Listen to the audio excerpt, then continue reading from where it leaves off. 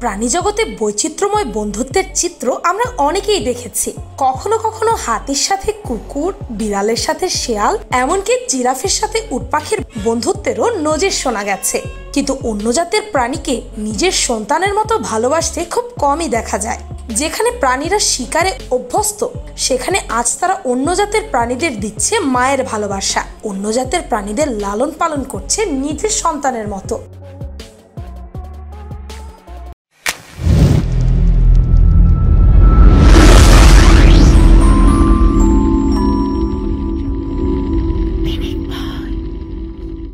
Number 1, দেখে কি মনে হচ্ছে? মুরগি তার বাচ্চাদের আদর করছে, তাই না? কি সুন্দর করে দিচ্ছে বাচ্চাদের। কিন্তু ভালো মতো দেখুন, দেখলেই বুঝতে পারবেন আসলে এগুলো মুরগির বাচ্চা নয়, বাচ্চাগুলো খরগোশের। এই মুরগিটি এই খরগোশ ছানাদের নিজের সন্তানের মতো ভালোবাসে। তাই তো যেভাবে মুরগির বাচ্চাদের দেয়, ঠিক সেভাবেই দিচ্ছে খরগোশের বাচ্চাদের। নাম্বার 2, এখানে কি দেখতে পাচ্ছেন? মুরগির ভালোবাসা দেখে যারা মুগ্ধ হয়েছিলেন, তারাই ঈগল পাখির ভালোবাসা দেখে ভাষা হারিয়ে ফেলবেন। ঈগল যেখানে মুরগিকে শিকার করে, সেখানে সেই ঈগলই এই মুরগির বাচ্চাটিকে নিজের সন্তানের মতো ভালোবাসছে।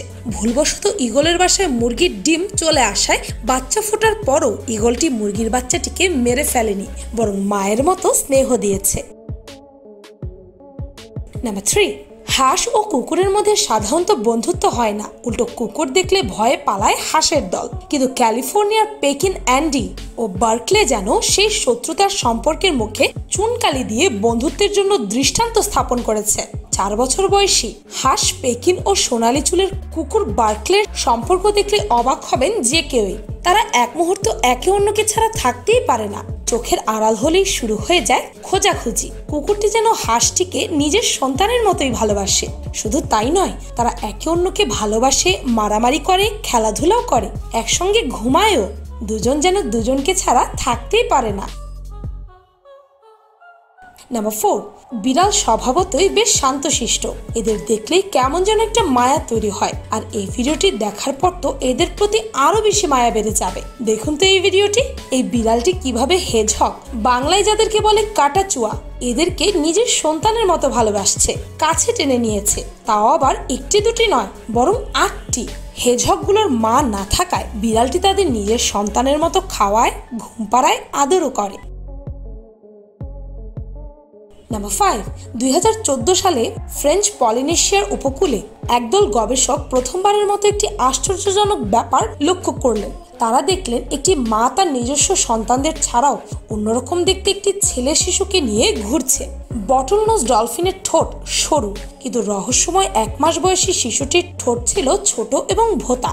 অন্য স্তন্যপায়ী প্রাণীদের মধ্যে অন্যের সন্তান লালন পালন করার ঘটনা খুবই দুর্লভ। তারা সর্বোচ্চ নিজের প্রজাতিরই অন্য আত্মীয়দের বাচ্চার দেখাশোনা করে থাকে। প্রায় 30টি বটলনোজ ডলফিনের একটি সম্প্রদায়কে ঘিরে 2009 সালে তাদের এই গবেষণা শুরু। যদিও ডলফিন মায়ের আগে থেকেই একটি বাচ্চা ছিল, তারপরেও মেলানহেডের তিমি আসার পর থেকে সে তার নতুন মায়ের কাছে থাকতো। এই 3 জনকে প্রায় একসাথে সাঁতার কাটতে দেখা যেত, যা খানিকটা অস্বাভাবিক, কারণ ডলফিন মা সাধারণত একবারই একটি মাত্র বাচ্চাই জন্ম দেয় এবং প্রায় 6 বছর ধরে সেই বাচ্চা লালন পালন করে। তাদের মধ্যে সবসময় পারিবারিক সৌহার্দ্য দেখা যেত না, কারণ প্রায় তিমি তার বোনকে তাদের মায়ের পেটের নিচ থেকে সরিয়ে দিত। এতিম শিশুটি শুধুমাত্র পরিবারেই নিজের জায়গা করে নেয়নি, পুরো ডলফিনের দলের সাথেও নিজেকে খাপ খাইয়ে নিচ্ছিল। মা এতিম বাচ্চার জন্য প্রচুর সময় দিত।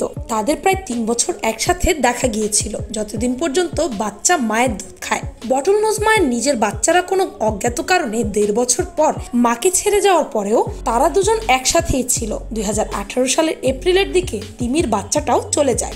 নিজের বাচ্চা জন্মানোর পরে তার ভেতর মাতৃত্ব জেগে উঠেছিল। তিমি বাচ্চাটি একদম সেই সময় এসেছিল যখন ডলফিন মা তার বাচ্চার সাথে একই সম্পর্ক গড়ে তুলছিল, তাই অন্য বাচ্চাকে আপন করে নিয়েছে। নাম্বার 6, প্রাণী জগতে প্রায় ভিন্ন প্রজাতির প্রাণীদের মধ্যে মায়ার সম্পর্ক গড়ে ওঠার খবর শোনা যায়। ব্যতিক্রমী এসব ঘটনা প্রাণীদের ব্যাপারে মানুষের দৃষ্টিভঙ্গ আমূল বদলে দেয়। থাইল্যান্ডবাসী এক ব্যক্তি সামাজিক যোগাযোগ মাধ্যম ফেসবুকে বানর ও বিড়ালের অবাক করা কিছু ভিডিও ও ছবি শেয়ার করেন। এতে দেখা যায় থাইল্যান্ডের একটি আবাসিক এলাকার বাড়ির ছাদ গাছ বেয়ে বেয়ে একটি বানর এগিয়ে চলেছে। তার হাতে আঁকড়ে ধরা এক বিড়াল ছানা। বানরটি যেখানেই যায় সেখানেই নিয়ে যাচ্ছে ছানাটিকে। এক পর্যায়ে দেখা যায় ওই বানর ছানাটিকে কোলে তুলে ঘুম পাড়ানোর চেষ্টা করছে। শুধু তাই নয়, ঘুরতে ঘুরতে ক্লান্ত আর ক্ষুধার্ত হয়ে ছানাটি এক পর্যায়ে খাবারের জন্য ম্যাও ম্যাও করতে থাকে। সে সময় বানরটি তাকে নিজের প্রিয় খাবার কলা গেলানোর চেষ্টা করে। কলার চামড়া ছুলে সে তুলে ধরে ছানার মুখের কাছে, কিন্তু বেচারা বিড়াল আর কি করে কলা খাবে?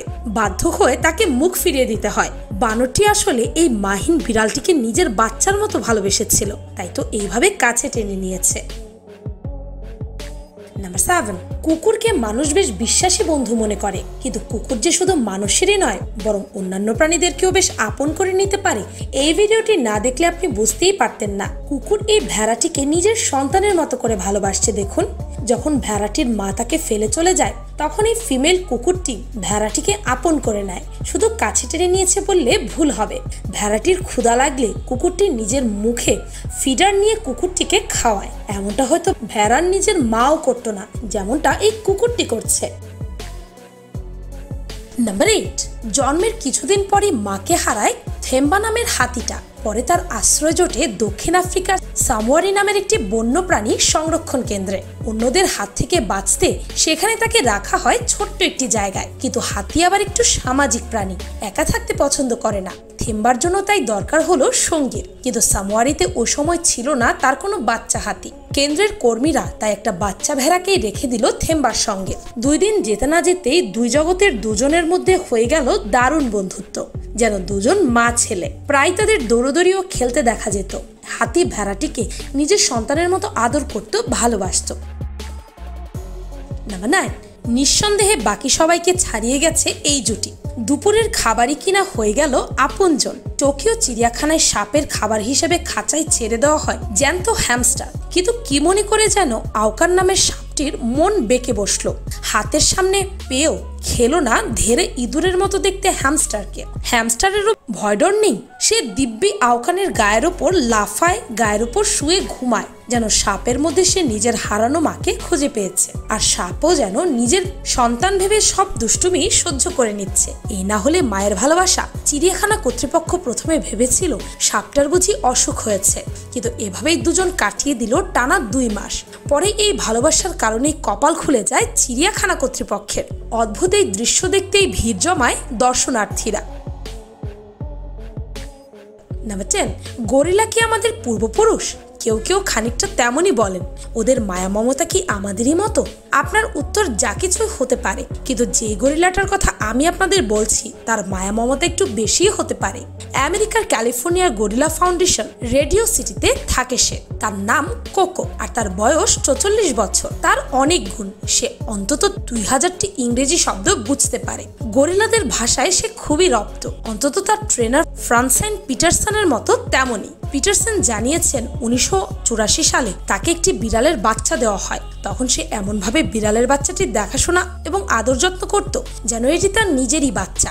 সারাক্ষণ বিড়ালটিকে নিয়ে থাকতো সে। কিন্তু একদিন হঠাৎ বিড়ালের বাচ্চাটি মারা যাওয়ায় দুঃখ পেয়ে খুব কেঁদেছিল কোকো। এবার তার 44তম জন্মদিনে 2টো বিড়ালের বাচ্চা উপহার দেওয়া হয়েছে তাকে। বলা বাহুল্য, কোকোর এখন সারাদিন সময় কাটছে ওই বিড়াল ছানা দুটোকে নিয়ে। আসলে কোকোর নিজের কোনো বাচ্চা নেই, তা বলে কি বাচ্চা অ্যাডপ্ট করতে পারবে না সে? সত্যি কোকো যে অনেক কিছু শিখিয়ে দিল মানুষকে। নাম্বার 11, বাস্তব জীবনে আমরা হরিণকে স্রেফ মাংসাশী প্রাণী চিতাবাঘের শিকার হিসেবেই জেনে থাকি। এর ব্যতিক্রম ঘটনার কথা বেশ বিরল। তবে সম্প্রতি দক্ষিণ আফ্রিকার একটি ন্যাশনাল পার্কে এক অদ্ভুত ঘটনা ঘটেছে। সেখানে একটি হরিণ শাবক ও চিতাবাঘের মধ্যে সখ্যতা লক্ষ্য করা গেছে। ঘটনাটি ঘটে দক্ষিণ আফ্রিকার ত্রুগাল ন্যাশনাল পার্কে। দেখা গেছে প্রাণের মায়া ভুলে খাদ্যজালের উপরের তলার বাসিন্দা চিতাবাঘের কাছে যাওয়ার দুঃসাহস দেখিয়েছে এক হরিণ শাবক।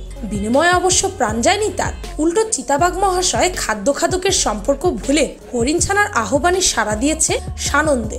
এরপর দুজনে মেতে উঠেছে শিকার শিকারীর খেলায়। তাদের দেখাদেখিতে কৌতূহল সংবরণ করতে না পেরে ছুটে আসে আরো 2টি চিতাবাঘ। না, তখনও কোনো অঘটন ঘটেনি। দেখা গেছে হরিণ ছানার মাংস দখলে নয়, চিতাবাঘের পাল তার সাথে খুনসুটিতে ব্যস্ত হয়ে পড়েছে। এ যেন মা আর ছেলেদের ভালোবাসা। নিজের সন্তানের মতো আগলে রেখেছে হরিণটিকে, এমনকি শিকারীর হাত থেকেও বাঁচিয়েছে। নাম্বার 12, বাঘ, ভাল্লুক ও সিংহ তিনই ভয়ঙ্কর হিংস্র প্রাণী, শিকারে ওস্তাদ, তাই একে অপরের শত্রুও বটে। কিন্তু এখানে দেখা গেছে উল্টোটা, শের খান, বালো এবং লিও। কিন্তু মার্কিন যুক্তরাষ্ট্রের জর্জিয়া লুকাস গ্রোভ চিড়িয়াখানা নোয়াস আর্ক রেস্কিউ সেন্টারে এই তিনটি প্রাণী একই পরিবেষ্টনের মধ্যে বসবাস করে। বালো আমেরিকান প্রজাতির কালো ভাল্লুক, আফ্রিকান প্রজাতির সিংহের নাম লিও এবং বেঙ্গল টাইগার প্রজাতির বাঘের নাম শের খান। 15 বছর আগে আটলান্টায় মাদক পাচারকারীর কাছ থেকে পুলিশ যখন এদের আহত অবস্থায় উদ্ধার করে তখন এরা একেবারেই শিশু। তখন থেকে তারা নোয়াস আর্ক অ্যানিমেশন রেস্কিউ সেন্টারে রয়েছে। নোয়াস আর্কের সহকারী পরিচালক ড্যানি স্মিথ বলেন, আমরা তাদের আলাদা রাখতে পারতাম, কিন্তু সে সময় তারা একটি পরিবারের মতো এসেছিল, যে কারণে চিড়িয়াখানা কর্তৃপক্ষ তাদের একত্রে রাখারই সিদ্ধান্ত নেয়। আমাদের জানা মতে এটাই একমাত্র জায়গা যেখানে এই তিনটি হিংস্র পশুকে একত্রে রাখা সম্ভব হয়েছে। প্রায় এক যুগের বেশি সময় পর্যটকরা এদের ভালোবাসার সাক্ষী। বালো আর শের খানের মধ্যে বেশি ভাব, কারণ লিও দিনের বেশিটা সময় ঘুমিয়ে কাটাতেই পছন্দ করে। আবার লিও ঘুম থেকে জাগলে খাওয়ার আগ পর্যন্ত তিনজন খেলতে থাকে। তারা একসাথে একটি পরিবারের মতো বসবাস করে। শুধু দুজনের মধ্যেই রক্তের সম্পর্ক থাকলেই পরিবার হয় না। পরিবার তো তারা যারা যাই হয়ে যাক বিপদে আপদে সর্বক্ষণ পাশে থাকে। আর এই প্রাণীগুলো এর প্রমাণ। যেখানে প্রাণীর ধর্মই হচ্ছে শিকার করা, সেখানে তারা অন্য প্রজাতির প্রাণীকে দিচ্ছে ভালোবাসা, আপন করে নিচ্ছে। আর আমরা মানুষেরা ভাইয়ে ভাইয়ে ঝগড়া মারামারি করছি সামান্য টাকার জন্য। আসলে মানুষের এখন পশুদের থেকে কিছু শেখা উচিত।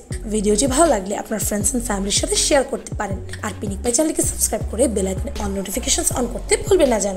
শুধুমাত্র এভাবেই পিনিক পাইয়ের প্রতিটি ভিডিওর নোটিফিকেশন আপনার কাছে পৌঁছে যাবে। আমি ফাল্গুনি, আজকের মতো পর্যন্তই। দেখা হচ্ছে পরের ভিডিওতে।